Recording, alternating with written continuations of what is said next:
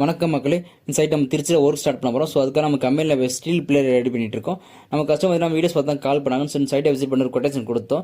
நம்ம இப்போ third floor roofing பண்ண போகிறோம். ஸோ அது கஸ்டமர் நம்மளுக்கு கேட்ட ஒரே விஷயம் பார்த்தீங்கன்னா குழந்தைங்க விளையாடுறதுக்காகவும் ஒரு ரிலாக்ஸாக உட்காந்து பேசுறதுக்காகவும் ஒரு அழகான ரூஃபிங் பண்ணி கொடுன்னு சொல்லி கேட்டிருந்தாங்க.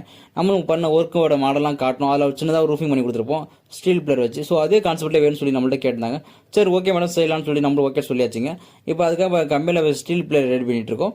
இது பார்த்தீங்கன்னா ஒரு திருச்சி சென்ட்ரல் பிளேஸில் பண்ண போகிறதுனால ஒரு ரிலாக்ஸாக கொஞ்சம் பேசுறதுக்காக ஒரு பூங்கா மாதிரி அந்த வியூ இருக்க போது நம்ம பண்ண ஒர்க்கோட மாடலாம் கஸ்டமர் காட்டணும். ஸோ கஸ்டமர் வேந்து போயிட்டாங்க. நம்ம வீடியோஸ் பார்த்துட்டு நம்ம அவ்வளோ அழகாக ரூஃபிங் பண்ணுறோம். இது வரைக்கும் தமிழ்நாட்டில் யாரும் ரூஃபிங் யாரும் பண்ணலீங்க. ஸோ அவ்வளோ டிசைன் ஒர்க் பண்ணுறீங்க அப்படின்னு சொல்லியிருந்தாங்க.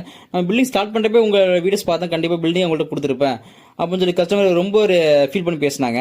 ஸோ நம்ம அந்த வார்த்தை கேட்க நமக்குள்ள ஒரு அவ்வளோ மகிழ்ச்சியாக இருந்துச்சுங்க. ஏன்னா பார்த்தீங்கன்னா எல்லாரும் ரூஃபிங் பண்ணுறோம். ஸோ அந்த அளவுக்கு யாரும் ஃபினிஷிங்காக பண்ணுறது இல்லைங்க.